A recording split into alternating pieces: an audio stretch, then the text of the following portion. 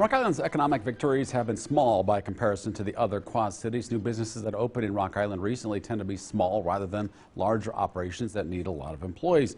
And the district of Rock Island, once a vibrant section of the Quad Cities, has been relatively quiet since the pandemic started. Some nightlife from the theaters picked up in recent weeks, but it's a far cry from what it used to be. The city's biggest win lately is the commitment for a new building that will be home to the federal courthouse. Demolition of the old bituminous insurance building is virtually done. That building is down, but the land needs to be cleared before construction can start on the federal building. It's expected to be a decent revenue generator for Rock Island. Now, Rock Island is still waiting on the Watchtower. It doesn't seem close to being a revenue generator. The old shopping center on 11th Street remains a vacant plot of land. The city spent $15 million to clear that property and make it shovel ready for a developer several years ago. The original hope was for it to be a Walmart to open a store there. That deal fell through, though, 5 years ago, and no other investor has taken the bait since then. City leaders say different parties have expressed interest from time to time. That ebbs and flows, but nothing gets to the point of the solid commitment the city needs to see new life come to that neighborhood. Rock Island is a city undergoing a metamorphosis. It was dealing with some economic struggles before the pandemic. The plans are in motion to turn things around. Rock Island Mayor Mike Tomes is here to start the conversation with us this afternoon. Great to see you, Mr. Mayor. Thank you very much for having me. Well, we're going to start with the pandemic. It's been in our lives for about 2 years now. How are businesses recovering, even with some restrictions still in place? You know, they are starting to recover. We talked to some of them, and they've been fairly busy. The biggest problem has been getting help, as we've seen across not only the Quad Cities here, but across the country. But no, the sales are coming back, margins are coming back up, and so we're headed the right direction. We know that positivity rates remain high when it comes to the virus as we head into winter. What are your concerns if they continue to climb? Well, there's no doubt that the concern was pretty obvious that they start shutting things down again. The mandatory masks and everything else is one thing, but when you start making businesses close their door and carry out only or that type of deal, that really is devastating and hurts. And so that would be the biggest concern. And then just the perception. People stay home. Even if they don't close things down, people start shutting down themselves. Is it a serious concern like the one that you think might actually happen, or are you just sort of just your own cautious nature? It's a cautious nature. I don't think it's going to happen, in my personal opinion. It'd have to get a lot worse for that to happen in a drastic amount. But we still see a lot of shuttered businesses in the district of Rock Island. You said there are plans to revamp the district. We know we've heard of this in the past recently. So where is the city in regard to those changes? We have started to apply for some grants. Obviously, with the COVID issue and everything else, there's a lot more opportunities for different grants. And there's a couple tourism grants that are available out there.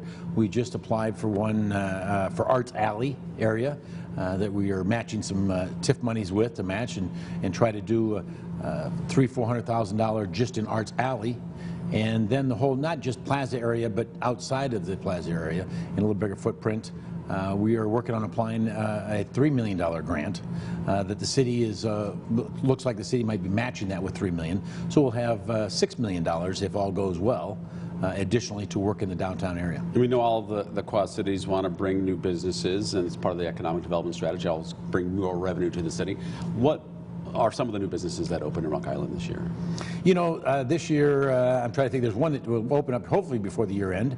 Actually, I was going to give a hard time to it, but it else is Reggie Freeman's daughter's opening a business in Rock Island. So he'll love that little gig. You beat him to it, right? That's exactly right. So exactly. She's going to open a big and tall shop, clothing shop. Put more like hard to fit people is the way she's putting it, politically correct. But that's one. I don't know if that was that politically. Exactly. But we're going to have fun with it. So yeah, of course, people. But so that's one that is going to be opening up here shortly. Any others expected in 2022? Theo's to reopen, new ownership. Same name, or do you think it's going to be different? I think it's going to be the same. My understanding is it's a relative, and it's going to be the same name, a lot the same theme. Trying to get some more entertainment in there is a process. Another one called Nest Cafe is going to be opening up, we hope, shortly, or in 2022, especially downtown, in the old Moe's restaurant. And so that will be a great experience. A lot of these are small businesses for sure. Absolutely. We have that new federal courthouse is going to be built. We see the construction underway, at least the demolition. We haven't seen any of the structure getting up there. Yes. What kind of economic impact do you expect that to have for downtown and the city overall? That's going to have a large impact. Number one, you're going to have construction workers down there needing to eat lunch and spend some time down there. So that'll, during the construction, will be very good impact. But then it'll be a number of employees are going to be in that building at nice, high-paying professional jobs.